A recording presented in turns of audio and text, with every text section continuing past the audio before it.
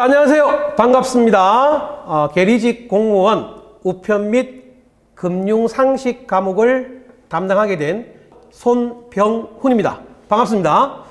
자, 이제 여러분들이 계리직 공무원 공부를 시작을 하셨습니다. 자, 그런데 지금 저랑 같이 박수를 한번 칩시다. 자, 제가 뜬금없이 왜 갑자기 여러분들한테 박수를 쳐라라고 말씀을 드렸느냐 하면 저희 계리직 공무원이 2008년도에 첫 시험을 시행을 했죠. 그리고 2년마다 시험을 시행을 해서 2018년도에 6회 시험을 시행을 했었습니다. 그리고 그 2018년도에 역대 가장 많은 인원인 355명의 인원을 선발을 했습니다. 그렇다면 저희 다음 시험이 언제죠? 2020년이 되어야 되겠죠. 그런데 2019년도에 시행을 한다라고 발표가 됐습니다.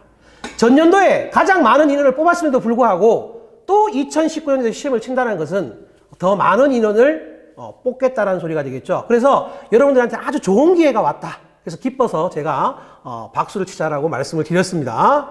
자, 그러면 첫 번째 시간은 여러분들한테 오리엔테이션을 좀 할 거예요. 자, 계리직 공무원을 여러분들이 공부를 하세요. 그럼 도대체 계리라는 말이 무슨 말이냐? 자, 요거부터 먼저 좀 설명을 드리고 시작을 하도록 하겠습니다. 자, 우리 계리다.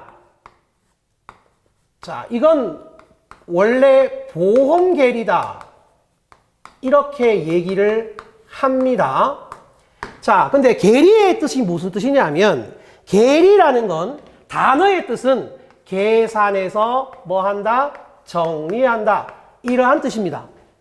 자, 근데 아니 우편에서 무슨 계산이 나오냐라는 거죠. 자, 그런데 저희 우편이라는 것은 국가가 경영하는 사업, 서비스입니다. 그렇기 때문에 아주 낮은 요금을 받고 국민들한테 서비스를 제공하게 되겠죠. 자, 그러다 보니까 우편 사업이 매년 적자가 되는 거예요. 자, 그래서 이 적자를 보전하기 위해서 우체국에서도 예금 사업을 하죠.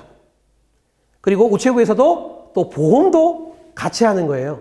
그렇죠? 자, 그래서 이 보험이라는 말이 들어가다 보니까 계리라는 단어도 같이 사용을 하는 겁니다. 그래서 저희가 이걸 계리직이다. 이렇게 얘기를 해요. 자, 저희 계리직 공무원은 총 3과목을 시험 칩니다. 타 직렬에 비해서 과목이 조금 적죠. 그리고 저희가 영어 시험이었기 때문에 비교적 조금 쉽게 여러분들이 공부를 할 수 있다는 큰 장점이 있습니다. 그럼 과연 그 3가지의 과목이 어떤 과목들이냐? 자, 우선은 한국사라는 과목이 있죠. 한국사. 자, 두 번째가 뭐냐면 컴퓨터 일반입니다. 자, 세 번째가 뭐냐면 저희가 해야 되는 우편 및 금융상식입니다. 자, 각 과목마다 총 20문제, 그러니까 각각 20문제가 출제가 되고요. 그래서 총 60문제가 출제가 되는데 총 시험 시간은 60분입니다. 그래서 한 문제당 1분 정도 소요된다고 보시면 돼요.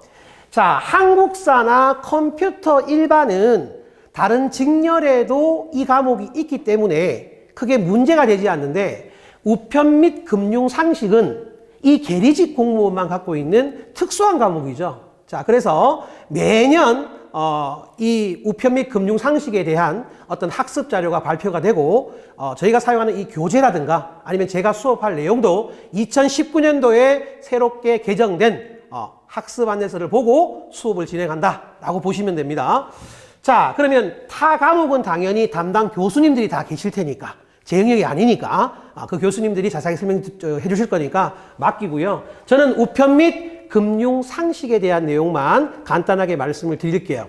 자, 우편 및 금융상식 20문제가 나온다 그랬죠? 자, 여기서 우편 파트가 있는데 이 우편 파트에서 총 9문제가 출제가 됩니다. 우편은 국내 우편과 국제 우편이 있습니다. 그래서 일반적으로 국내 우편에서 5문제가 나오고 그리고 국제 우편에서 4문제가 출제가 됩니다.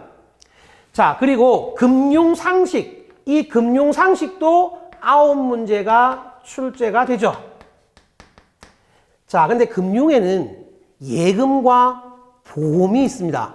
자, 그래서 예금에서 예를 들어 5문제가 나왔다면 보험에서는 4문제가 출제가 되고요. 자, 반대로 예금에서 4문제가 나오면 보험에서는 5문제가 출제된다라고 보시면 돼요. 자, 이렇게 해서 총 9문제가 출제가 됩니다. 자, 그러면 18문제가 되는 거죠. 그럼 나머지 2문제는요. 자, 나머지 2문제는 기초 영어에서 출제가 됩니다.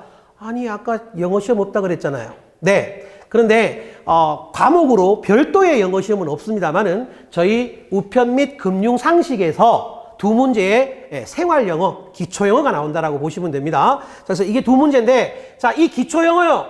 절대로 포기하시면 안 됩니다. 자, 그래서 이 기초 영어도 저희 사이트를 보시고 영어 공부를 하신다든지 아니면 유튜브라든가 요즘 많잖아요. 그죠? 자, 그렇게 해서 꼭 영어도 맞출 수 있도록 여러분들이 공부를 하셔야 되는 겁니다. 자, 이 과목은 저희가 그 상대평가가 아니고, 절대평가가 아니고 상대평가이기 때문에, 그죠? 자, 그래서 상대평가이기 때문에 몇 문제 이상 맞춰야 된다. 이런 개념은 전혀 없으세요. 됐죠? 그러니까 최대한 많이 맞추셔야 합격을 하실 수가 있습니다. 그리고 타 과목에 비해서 얘가 점수가 제일 잘 나오는 과목이에요. 그러니까 여기서 점수를 여러분들이 획득해 두셔야만 다른 과목에서 실수를 하시더라도 충분히 합격을 할 수 있습니다. 됐죠? 그래서 아주 중요하게 여러분들이 공부를 하셔야 되는 과목이다. 이렇게 보시면 되겠습니다. 됐나요?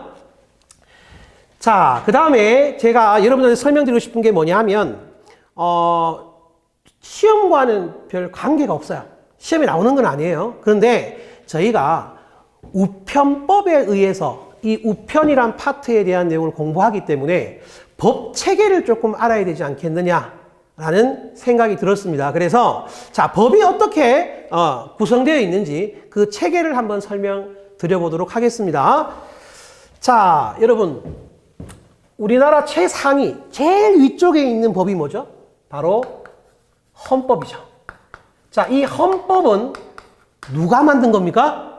자, 이거는 국민들이 만든 거죠. 그래서 헌법은 즉 국민이다. 이렇게 보시면 됩니다.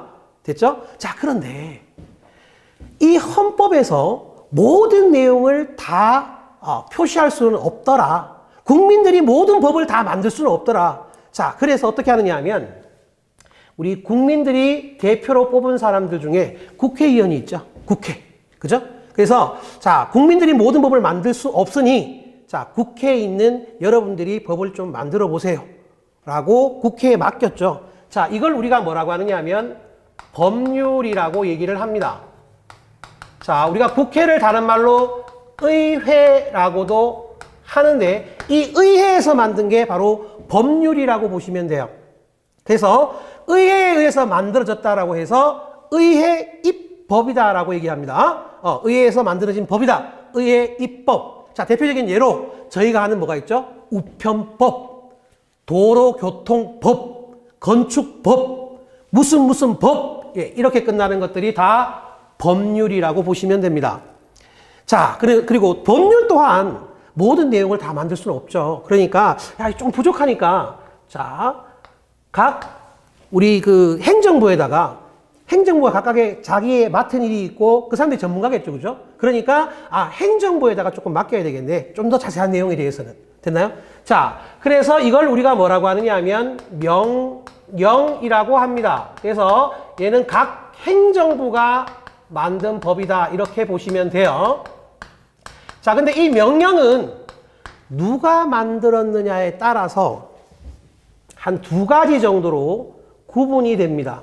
자, 우선 대통령에게 대통령님 한번 만들어 주세요 라고 해서 만든 게 뭐냐 하면 대통령령이라는 겁니다.